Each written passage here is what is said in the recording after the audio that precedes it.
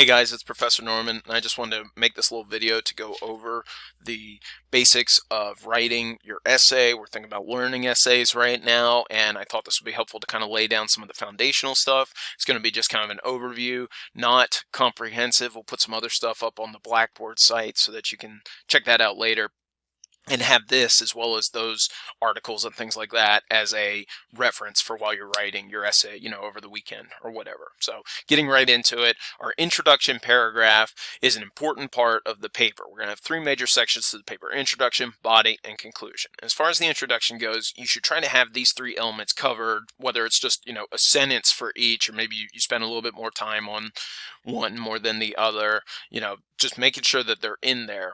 We've got the attention grabber or hook, which is a couple of different things. It could be like an interesting quotation, a controversial fact, a question. Sometimes you want to keep the questions to a minimum, but it could be a question. You want to think about your audience and who it is that you're writing to. And remember, that's going to be different depending on the type of topic that you took, whether it's the why come to college topic or the learning styles analysis. That your audience is going to be just slightly different for that. So keep that in mind and make sure that the hook would be appealing and interesting to them. It would make them want to keep reading on. Background information is kind of the same way. Keep your audience in mind, because you don't have to give like a ton of information about, the history of college or anything like that. That's not really what the goal of this paper would be anyway. What do they need to know about this to be able to get to your point about coming to college? Do you have to give a background on how expensive college is and how the job market is really competitive? Maybe not. Do you have to give a lot of background information on, like how different types of learning styles, your audio versus your kinesthetic or any of that kind of stuff? Maybe not. Maybe not that much on those, because your audience is probably going to have a lot of that stuff already in the back of their mind, but you should probably still give a little bit of information, maybe about yourself, because it is a personal narrative essay. Kind of keep that in mind. And then we have our thesis statement. It comes as the end of the introduction. Try to make that the last sentence, just so it's very prominent, very easy to find, and everything kind of leads to that, and everything that follows it in the body section is supporting it. Speaking of that body section, let's get into that. With our body paragraphs, you can have as many as you feel is appropriate. It doesn't have to be like 3 or 4 or whatever. There's no minimum. You want to kind of make sure that each body paragraph keeps to one major supporting topic idea that builds off of your thesis statement.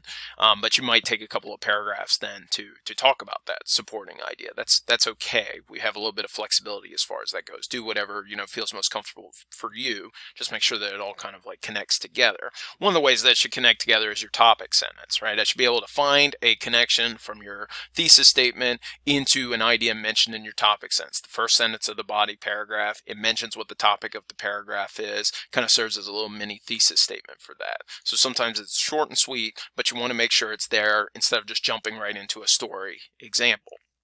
The majority of that paragraph are going to include story examples, right? That's the evidence, that's the examples and details that we're looking at for this essay. In the future, it's going to be data and stats and research and stuff like that. In this one, the evidence comes from you, your experience. Why did you come to college? Well, it's probably because of some experience that you had, or some conversation that you had, or some expectation from family. How do you know that you'll do best when you have a hands-on class environment? Well, you can point back to previous classes and that kind of stuff to use as your evidence in this case. So really get into the storytelling aspect of this paper in these body paragraphs. And then between different examples, you need to have some transitions. So you got your transitions, and definitely if you're kind of curious about different types of transitions, check out pages 140 to 141 in the VU Writer's Handbook to kind of help you out with that. There are a long list of example transitions in that section of the book, and you can see some short ones as well as some more developed ones, so that if you're just kind of transitioning between different examples in the same paragraph, it might just be a really short one like also or next, or since you're doing a personal experience one, it might be chronological, so you can use phrases like later that day or something like that.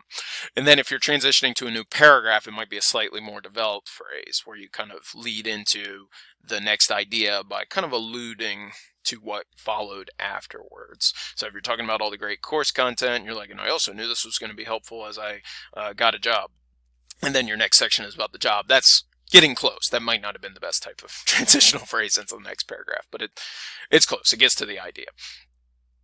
And so transitions, like as far as this body paragraph goes right here, we might have, topic sentence, evidence, transition, and you might be done with the paragraph, I guess, at that point. But more than likely what's going to happen is it'll be topic sentence, evidence, transition, evidence again, transition again, evidence again, maybe a couple of times in the same paragraph. It has a kind of a formula that you just follow kind of as many times as you need in a particular paragraph. Then you end that paragraph, start a new topic sentence, get into some new evidence, transition, and you repeat that process as many times as you need. Just make sure that those elements are in there however many times you need to. And then after that, we have our conclusion paragraph, kind of wrapping it up. You've got kind of the summary of main points, which some people say is restating your thesis statement, and that's not inaccurate. Just make sure that you don't copy and paste your thesis statement, because it's kind of lame, to use a technical term, right? We don't want to be lame. So instead, kind of restate it in a way that kind of recaps the information. And yeah, you're still kind of hitting the high points of your thesis because you're recapping the main points of your paper, but you're not just copying and pasting. And then the final part after this one is a little tricky for most people, including myself. I used to have a real bugger with this when I was writing papers, especially in Comp 1 and classes like that. We're kind of like ending the paper. But you don't want to just end it with the summary of main points, because that can sometimes feel kind of anticlimactic. That's what you've been talking about already. So just kind of recapping it. Sometimes it's really cool to think about, a cool way to wrap it up, or a final thought, or some sort of perhaps call to action or recommendation.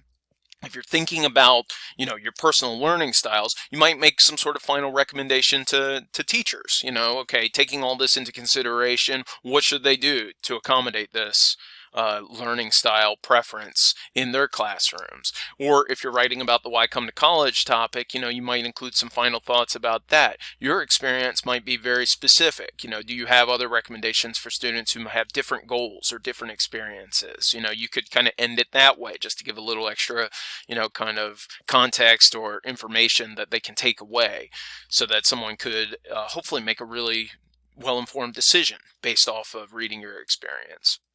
And that's a good way to end it. So that can be relatively short, but I encourage you to think about interesting ways to end it that's not just really rote or routine. That's something that does add to someone who's reading it and the experience, and they're just kind of thought, yeah, I'm going to do that. Okay, that's a good idea. Just something like that. It's tricky, and it's something we'll work on when we get to some peer review and revision. Okay, so some key advice for the learning essay. I've been doing the learning essay for a couple of semesters, so I've got a couple of bits of advice just to warn you guys about some do's and don'ts. And so one thing that I want to just state right up front is the whole purpose of this essay is to make a kind of argument or do kind of a self-analysis, but it's also to do it very specifically to yourself, right? You want to make the examples personal and specific to your life, because anybody can search for the topics that I provided you guys and find plenty of generic essays online about why it's a good idea to go to college, or what are the different styles of learning that kids use, or whatever. And just having that in an a double space Times New Roman format, it's just not really going to be that interesting.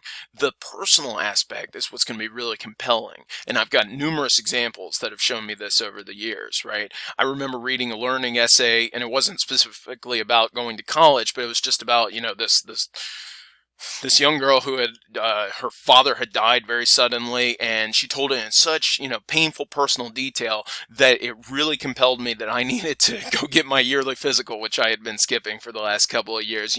That was compelling. Just a generic article about how here are the risk factors at this age and this age, and that's good and helpful in some circumstances, but the personal stuff is also really important. That's what I want you to explore in this one.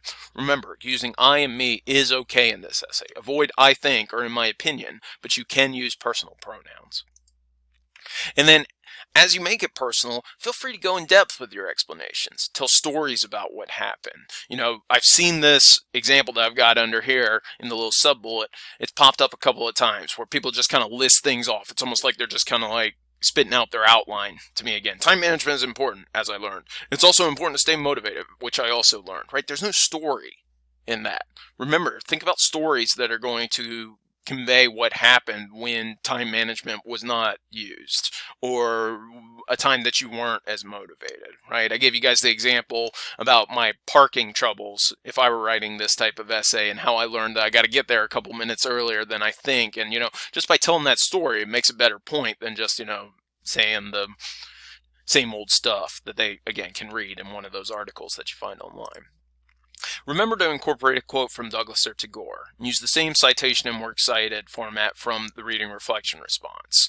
That's just a requirement for this assignment. It's going to help us kind of keep getting into the source stuff. So use that same citation and works cited format. If you do decide to go outside of those two, you will need to properly cite that as well, which you can use the VU Writer's Handbook to help, and I'll help you with that a little bit too. It'll be a little trickier, but you can do that if you're just not feeling it with Douglas or Tagore. And then finally, just as kind of a little reminder, remember to check for the feedback on your outline. It should be submitted by now, so I'm hopefully in the process of grading them right now as you hear this, or maybe I'm done. Check Blackboard for the feedback on your outline so you can make any adjustments if necessary. That'll help you just make sure that everything's connected together, that all the topics are clearly following from the thesis, that the thesis is clear, so on and so forth. So I'm here to help. I'm always here to help. Definitely check that feedback and email me if you have any questions, or come find me during office hours or anything like that. That's all I've got for now. Good luck with the drafting, and I know it's going to be great. Just make sure that you stay with it.